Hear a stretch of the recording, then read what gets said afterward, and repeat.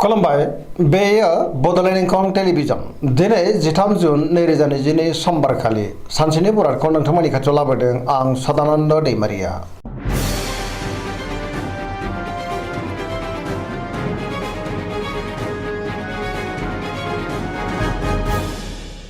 सिगां फरायनो लादों मेष राशि गिबि हांखो अ ल। दिनैनि साना जोबोर मोजां। बहाबा दावबायनो खाबु मोननो हागौ आरो मोजाङैनो हान्थिनोबो हागोन। मावनो लानाय खामानिखौ थि समावनो मावफुंनो हागोन। गोसोखौ दिनै जोबोर गोजोननाय मोनगोन। देहाया मोजाङैनो थागोन। बहानिफ्रायबा दिनै मोजां खौरां फैनोबो हागौ। रांखावरियाव दिनै जोबोर मोजां होनजायो। गोबां धोन आरजिनो हागोन। आयाबो बांगोन। मोननो गोनांखौबो दिनै मोननो हागोन। बेफार फालांगियाव मोजां होनजायो। सोरबा लोगोनिफ्राय थोजासे हेफाजाब मोनगोन। न'खराव दिनै अनलायनाय फैगोन। बिमा बिफानि अननाय आरोफोरखौबो मोननो हागोन। गुबुननि गोसोखौ गोरलैयैनो बोनो हागोन। गोसोनि बोलोआ बांगोन। समाजावबो दिनै मान मोनगोन। लाइमोनफोरा मोजां खौरां मोनगोन। गोसोआ दिनै जोबोर रमान्टिक जागोन। फरायसाफ्राबो फरायनायाव गोसो दुंखांगोन आरो मोजां फिथाइ मोननोबो हागोन। पजिटिभ एनार्जिनि गोहोमबो गोग्लैगोन।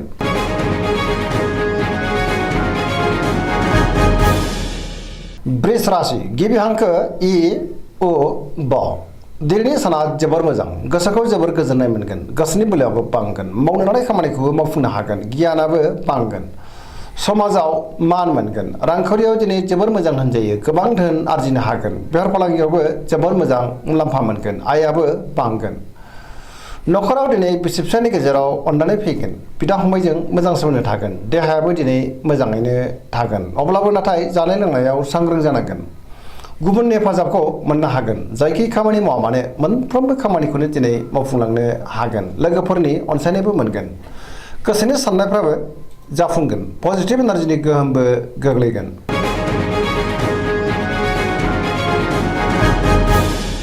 मिथुन राशि गिबि हांखो क स। दिनैनि साना जोबोर मोजां। पजिटिभ एनार्जिनि गोहोमबो गोग्लैनो हागौ। मोनफ्रोमबो बिथिङाव जाफुंसार जानो हागोन। गियाननि आंखाल जानाय नङा। गोसोखौ दिनै जोबोर गोजोननायबो मोनगोन। गोसोआ जोबोर रमान्टिक जागोन। देहाया मोजाङैनो थागोन। रांखावरियाव दिनै जोबोर मोजां होनजायो। बेफार फालांगियावबो जोबोर मोजां मुलाम्फा मोननो हागोन। न'खराव बिसि फिसानि गेजेराव अननानै फैगोन। समाजावबो मान मोनगोन। गोसोनि बोलोआ बांगोन। मावनो लानाय खामानिखौ थि समावनो आरो गोरलैयैनो मावफुंनोबो हागोन। सोरबा लोगोनिफ्राय अनसायनाय मोननो हागोन। सोरजोंबा बाख्नाय जानोबो हागौ। गुबुनजों मोजां सोमोन्दो लाखिनो रोंगोन। लाइमोनफोरनि गोसोआ दिनै जोबोर रमान्टिक जागोन आरो गोसोनि साननायखौ फोरमायलायनोबो हागोन।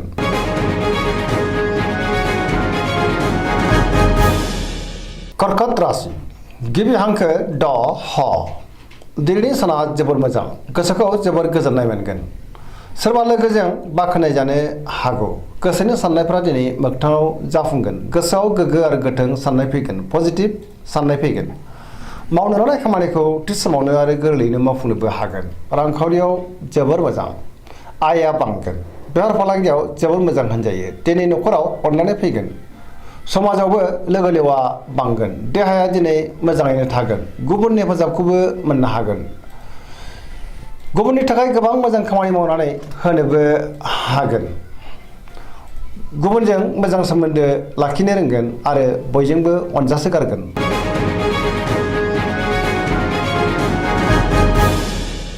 सिंह राशि गिबि हांखो म ट। दिनैनि साना जोबोर मोजां।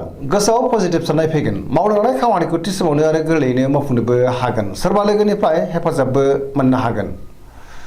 समाजाव लोगो लेवा बांगोन। बहाबा दावबायहैनो बा हान्थिनो खाबुबो मोननो हागौ। रांखावरियाव दिनै जोबोर मोजां। नाथाय अब्लाबो खरसायाबो बांगोन। मोननो गोनांफोरखौ मोननो हागोन। बेफार फालांगियाव जोबोर मोजां होनजायो। गोसोनि साननायखौ दिनै गुबुननो फोरमायनोबो हागोन। न'खराव बिसि फिसायनि गेजेराव अनलायनाय फैगोन। बहानिफ्रायबा मोजां खौरां फैगोन। समाजावबो मान मोननो हागोन। गुबुननि गोसोखौ बोनो हागोन। देहाया दिनै मोजाङैनो थागोन। सोरजोंबा बाख्नाय जानोबो हागौ। गुबुननि थाखाय गोबां मोजां खामानि मावनानै होनोबो हागोन। पजिटिभ एनार्जिनि गोहोमबो गोग्लैगोन। दिनै गोसोआ दिनै जोबोर रमान्टिक जागोन।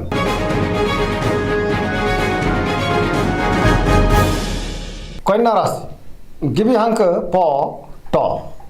दिनैनि साना जोबोद मोजां गोसोआव पजिटिभ साननाय फैगोन गोथों आरो गोग्गो साननो रोंगोन गियाननि आंखाल जानाय नङा रांखावरियाव जोबोर मोजां नाथाय अब्लाबो खरसायाबो बांगोन बेफार फालांगियाव जोबोर मोजां होनजायो देहायाबो दिनै मोजाङैनो थागोन गोबां मुंदांखा सुबुंजों लोगो मोनज्लायनो हागौ न'खरावबो अनलायनाय फैगोन गोबां खामानियाव मुखुबबो थागोन सोरजोंबा बाख्नाय जानो हागौ गोसोखौ जोबोर गोजोननाय मोनगोन पजिटिभ एनार्जिनि गोहोमबो गोग्लैगोन लाइमोनफोरा जोबोर रमान्टिक जागोन आरो गावबा गावनि गोसोनि साननायखौ फोरमायलायनोबो हागोन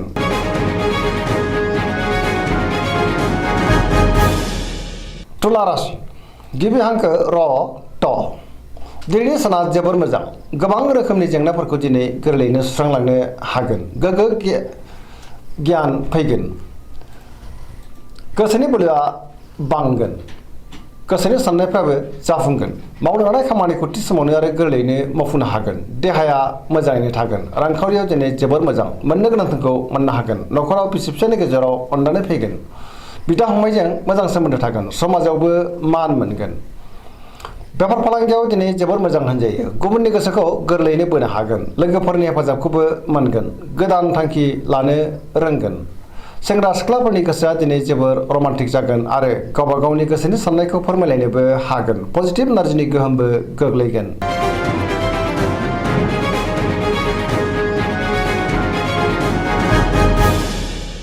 वृश्चिक राशि गिबि हांखो न स दिनैनि साना जोबोर मोजां पजिटिभ एनार्जिनि गोहोम गोग्लैगोन समाजावबो लोगो लेवा बांगोन सोरबा गोजाम लोगोजों बहाबा लोगो मोनज्लायनो हागौ गोसोआव गोग्गो आरो गोथों साननाय फैगोन गियाननि आंखाल जानाय नङा मावनो हानाय खामानिखौ थि समावनो मावफुंनो हागोन समाजाव गोबां मान मोननो हागोन गुबुननि हेफाजाबखौबो मोनगोन गोसोनि साननायफोरा दिनै मोगथाङाव जाफुंगोन गोसोनि बोलोआबो बांगोन बयजोंबो अनसायजागोन न'खराव दिनै अनलायनाय फैगोन रांखावरियाव मोजां नाथाय अब्लाबो खरसायाबो बांगोन बेफार फालांगियावबो मोजां होनजायो गुबुनजों मोजां सोमोन्दो लाखिनो हागोन देहाया दिनै मोजाङैनो थागोन सोरनिबा हेफाजाब मोननो हागौ फरायसाफ्रा दिनै फरायनायाव गोसो दुंखांगोन लाइमोनफोरा जोबोर रमान्टिक जागोन आरो गावबा गावनि गोसोनि साननायखौ फोरमायलायनोबो हागोन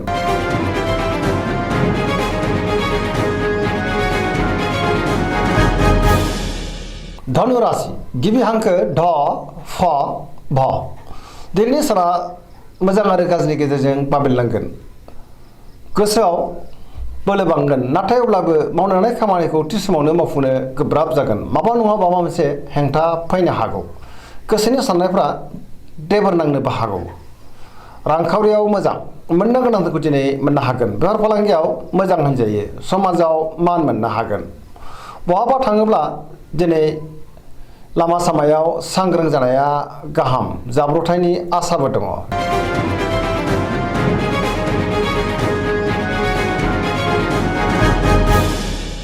मकर राशि गिबि हांखो ख ज दिनैनि साना जोबोद मोजां गोसोनि साननाया जाफुंगोन मावनो हानाय खामानिखौ थि समावनो मावफुंनो हागोन रांखावरियाव दिनै जोबोद मोजां अब्लाबो नाथाय खरसायाबो बांगोन मोननो गोनांखौ मोननो हागोन बेफार फालांगियावबो दिनै जोबोर मोजां मुलाम्फा मोननो हागोन गुबुनजों मोजां सोमोन्दो लाखिनोबो रोंगोन मोनफ्रोमबो खामानिखौनो दिनै गोरलैयैनो मावफुंलांनो हागोन गोदान खामानियाव आखाइ होजेननोबो हागोन न'खराव दिनै बिसि फिसानि गेजेराव अनलायनाय फैगोन बिदा फंबायनि हेफाजाबखौबो मोननो हागोन सेंग्रा सिख्लाफ्रा गावबा गावनि गोसोनि साननायखौ फोरमायलायनो हागोन आरो गोसोआ दिनै जोबोर रमान्टिकबो जागोन फरायसाफ्राबो दिनै फरायनायाव गोसो दुंखांगोन आरो मोजां फिथाइ मोननोबो हागोन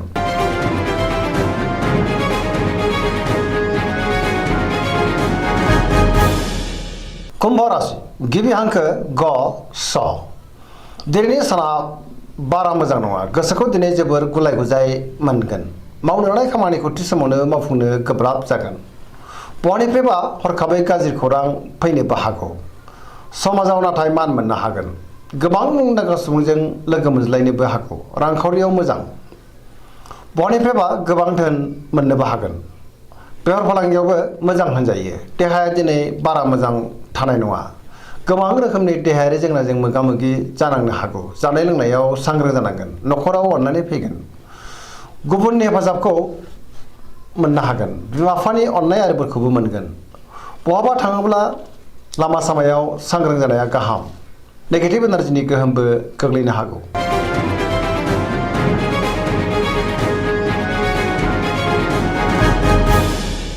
मीन राशि गिबि हांखो ड स दिनैनि साना जोबोर मोजां गुबुननि थाखाय गोबां मोजां खामानि मावनानै होनोबो हागोन गोसोआव पजिटिभ साननाय फैगोन गोथों आरो गोग्गो साननो रोंगोन गियाननि आंखाल जानाय नङा गोसोनि बोलोआ बांगोन गावनि गोसोनि साननायखौ दिनै गुबुननो फोरमायनोबो हागोन देहायाबो मोजाङै थागोन रांखावरियाव मोजां बेफार फालांगियावबो मोजां होनजायो न'खरावबो अनलायनाय फैगोन सोरजोंबा गोबां बाख्नाय जानोबो हागौ लाइमोनफोरनि गोसोआ दिनै जोबोर रमान्टिक जागोन आरो गावबा गावनि गोसोनि साननायखौ फोरमायलायनोबो हागोन फरायसाफ्रा दिनै फरायनायाव गोसो दुंखांगोन आरो मोजां फिथाइ मोननोबो हागोन दिनैनि राशि फरायनाया एसेनोसै जोबनायाव बेखौनो खावलायो जाहाथे नोंथांमोना सानफ्रामबो जोंनि बे बड'लेण्ड इंखं टेलिभिजनखौ नायबाय थायो आरो साबस्क्राइब खालामो लोगोसे लाइक खालामो आरो शेयार खालामो एसेनोसै गोजोन्थों।